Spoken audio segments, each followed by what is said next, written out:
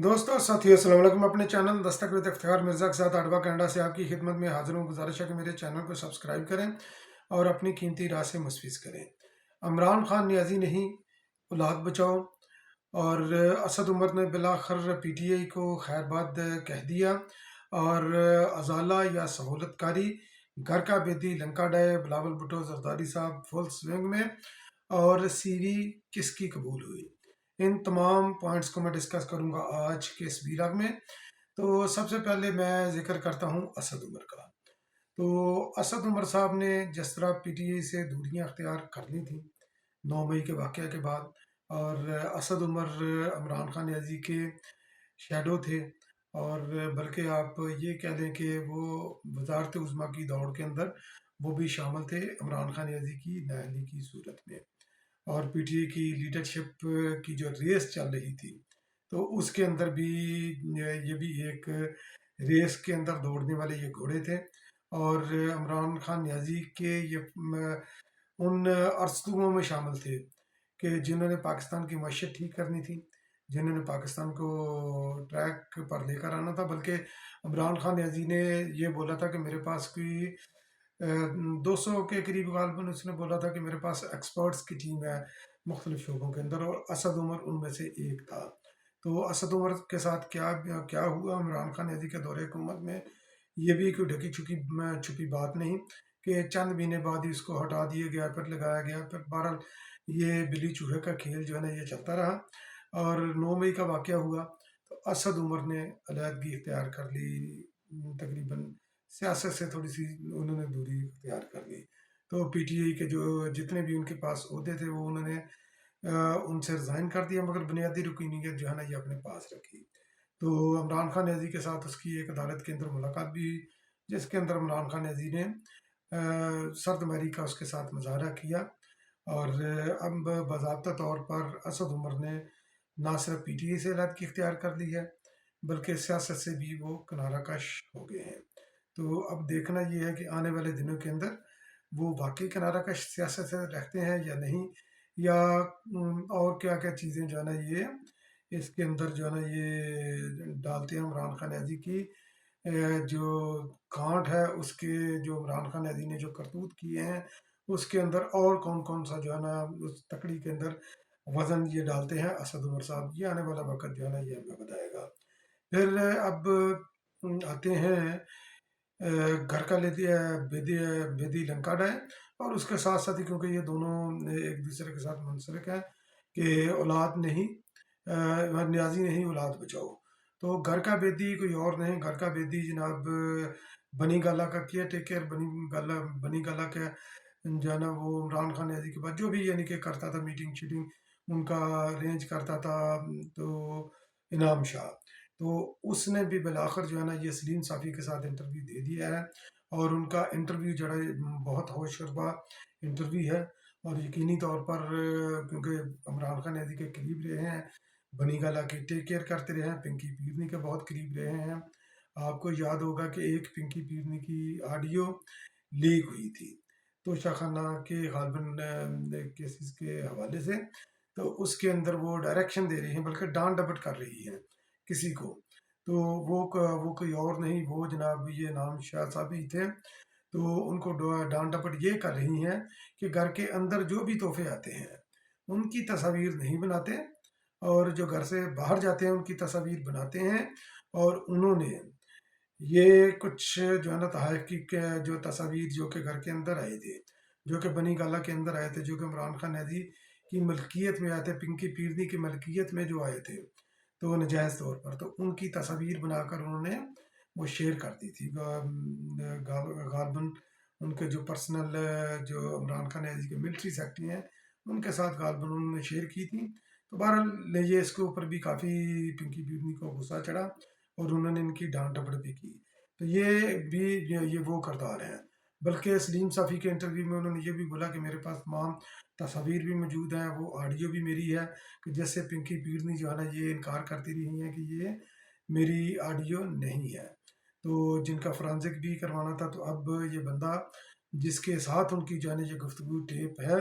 وہ بندہ تسلیم کر رہا ہے کہ یہ ہماری ہی کنورسیشن ہے اور میری کنورسیشن پنکی پیڈنی کے درمیان ہے اور اسی لائن کے اوپر ہے جس لائن کے اندر اس آڈیو میں بیان کیا گیا ہے۔ تو اب چونکہ یہ متعدد گواہیاں بھی پنکی پیڈنی کے خلاف آ رہی ہیں، جیسے انہوں نے یہ نامزد یہ کر رہے ہیں یا نامزدگی کی طرف جو ہے نا یہ مضبوط قدم جو ہے نا جا رہے ہیں، وہ جو القادر ٹرسٹ والا ملک ریاض سے جو $190 بلین پاؤنڈ کا جو انہوں نے گھپلا کیا اور اس کے عوض میں القادر ٹرسٹ کی انہوں نے زمین دی، وہ بلڈ کروایا، تو اس کے اوپر پنکی پیڈنی کو بھی جو ہے نا یہ نامزد کیا جا رہا ہے۔ تو نامزد ملزم وہ بھی اس کے اندر ہو جائے گی اور گھیرا یقینی طور پر اس کے اندر تنگ ہوگا۔ تو جب گھیرا اس کے اندر یہ تنگ ہو رہا ہے، اس کی اولاد کے گرد بھی گھیرا تنگ ہو رہا ہے اور خاور مانیکا اس کے سابق شوہر ان کے گرد بھی ان کا گھیرا جو ہے نا یہ تنگ ہے، تو انہوں نے پنکی پیڈنی کا جو خبریں اس وقت مارکیٹ کے اندر زیر گردش ہیں اور ان کو تقویت بھی اس طرح ملتی ہے کہ پنکی پیڈنی تقریباً 1 مہینہ ہو گیا عمران خان نیازی سے انہوں نے دوری اختیار کر رکھی ہے، عمران خان نیازی کو ملنے نہیں گئی، پبلک اپیرنس ان کی کسی بھی جگہ پر نہیں ہوئی، تو نہ ہی عمران خان نیازی کی بہنوں کے ساتھ اس کی ہوئی ہے، وہ تو خیر پہلے بھی نہیں بنتی تھی، تو ممکنہ طور پر وہ بھی عمران خان نیازی کے خلاف پریس کانفرنس کر رہی ہیں، وہ اپنے آپ کو بچانے کے لیے اپنا مال جو انہوں نے گوگی کے ساتھ مل کر جو لوٹا ہے اور ڈائریکٹ بھی لوٹا ہے فیاض حمید صاحب کے ساتھ ان کے آسرے پر بھی جو لوٹا ہے، تو اس مال کو انہوں نے بچانا ہے اور اپنی آل اولاد کو بچانا ہے، تو انہوں نے نیازی کو نہیں بچانا، نیازی کے اوپر انہوں نے اپنے نوٹوں کو اور اپنی جو ہے نا یہ آل اولاد کو وہ ترجیح دیں گی اور خاور مانیکا کو بھی یقیناً ترجیح دیں گی، تو وہ چند دنوں میں وہ بھی ان کا انٹرویو بھی یہ متوقع ہے کہ کسی بھی وقت ان کا انٹرویو آ سکتا ہے۔ خاور مانیکا نے بھی کچھ سوشل میڈیا کے اوپر جو انہوں نے بیان داغا ہے وہ بھی بڑا چونکا دینے والا ہے، اور خیر چونکا دینے والا تو کچھ لوگوں کے لیے آپ یہ کہہ سکتے ہیں کہ ہو سکتا ہے، مگر یہ کہ ہماری توقع تھی کہ یہ معاملہ کچھ نہ کچھ گڑبڑ ہے، تو جو سوشل میڈیا کے اوپر ان کے حوالے سے جو بیان جو زیر گردش ہو رہا ہے وہ یہ ہے کہ پنکی پیڈنی نے ان سے طلاق مانگی تو طلاق نہیں دینا چاہتے تھے اس کو، بشرا بی بی کو، تو پھر فیض مید کے پاس یہ معاملہ گیا، تو فیض مید نے خاور مانیکا کو پریشرائز کیا کہ آپ بشرا پنکی کو طلاق دے دیں اور اس کو فارغ کر دیں، اپنی زوجیت سے اس کو علیحدہ کر دیں، تو نہ وہ جو خاور مانیکا کہتے ہیں کہ میں نے طلاق اس لیے دی کہ مجھے اپنی اور اپنے بچوں کی جان کی فکر تھی، اس لیے میں جو ہے نا وہ فیض مید کی دھمکی کے اندر آ گیا، تو یہ چیزیں جو ہے نا یہ بہت سی طرف اشارہ کرتی ہیں کہ ایک تو نمبر 1 کہ طلاق جو ہے نا یہ جبر سے ہوئی، اور جبر پر ہوئی کسی کے دوست دانزلی سے لی گئی طلاق، کسی کو مجبور کر کے اگر یہ طلاق لی جائے تو اس کی شرعی حیثیت کیا ہے، اس کے اوپر علماء صاحبان بھی کچھ فرما سکتے ہیں، جبکہ دوسری طرف یہ بھی ہے کہ پنکی پیڈنی کن کے لیے کام کر رہی تھی، کیا وہ ایجنٹ تھی کسی کی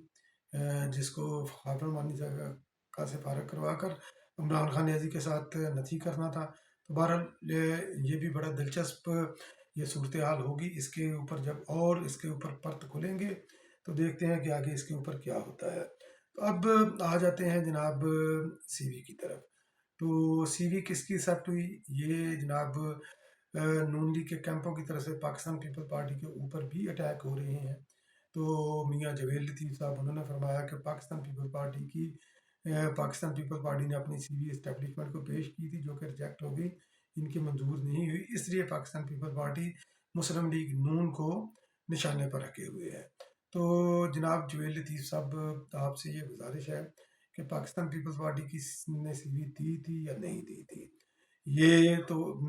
آپ ہی بہتر جانتے ہیں، بہرحال پاکستان پیپلز پارٹی کو سی وی دینے کی ضرورت نہیں کیونکہ گراؤنڈ کے اوپر انہوں نے کافی کام کیا ہوا ہے، مگر آپ کی سٹیٹمنٹ اس چیز کی طرف اشارہ کرتی ہے کہ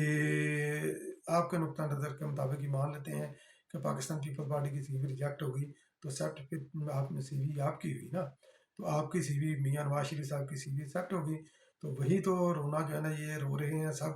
उसी के ऊपर तो बिलावल भुट्टो जरदारी साहब को एतराज़ है। और आप एक कदम आगे बढ़कर ये कहते हैं कि मियाँ नवाज शरीफ साहब को, जब बिलावल भुट्टो जरदारी साहब लेवल प्लेइंग फील्ड का मुतालबा करते हैं अदालतों की सहूलतकारी का, वो कहते हैं कि ये आपको अदालतें सहूलतकारी कर रही हैं,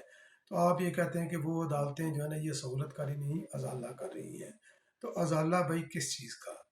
तो अजाला भी करने का एक तरीकाकार होता है। आपको बेशक सज़ा गलत मिली, इसके ये इस वक्त ये ज़ेर बहस ये मौजूद नहीं है, मगर जिस तरीके से आपको रिलीफ दिया गया उसको अजाला नहीं कहते, उसको सहूलतकारी कहते हैं। तो आप अगर ड्यू प्रोसीजर से जाएं, जाकर अपने अदालत के अंदर केस वगैरह दें, अगर आपको वहाँ से रिलीफ मिलता है तो ठीक है, वो अदालत अपना अजाला करेगी, अपने उसके उसके ऊपर वो कर देती है, तो ठीक है, वो सहूलतकारी के ज़िम्मे में शायद नहीं आएगा जब वो ड्यू प्रोसीजर जो है ना अडॉप्ट करके आगे बढ़ेंगे। अब आ जाते हैं बिलावल भुट्टो जरदारी साहब के फुल स्विंग की तरफ। बिलावल भुट्टो जरदारी साहब काफ़ी अरसे से फुल स्विंग में हैं, अपनी पॉलिटिकल एक्टिविटीज़ वो जारी रखे हुए हैं। कोई दिन ऐसा नहीं जाता जिनके जब उनकी मीडिया के साथ इंटरेक्शन नहीं होती। तो बिलावल भुट्टो जरदारी साहब ने एक पॉलिसी जो है ना ये मुरतब और वाज़ेह की है, ये बल्कि एक मैसेज भी है उनका कि कोई भी पॉलिसी बनाते वक्त अवाम और दहशत गर्दों के दरमियान फ़र्क करना चाहिए। यानी कि ये उन्होंने एक जनरल एक जामे सी स्टेटमेंट दी है उन्होंने कि दहशत गर्दों के दरमियान जब कोई भी पॉलिसी बनाए, दहशत गर्दों और अवाम के दरमियान जो है ये फ़र्क करना चाहिए। अगर आप अवाम के ख़िलाफ़ जाएंगे, यानी कि कोई भी पॉलिसी, क्योंकि ये निशाना ये बिलावल भुट्टो जरदारी उनको रख रहे हैं जो कि दहशत गर्दों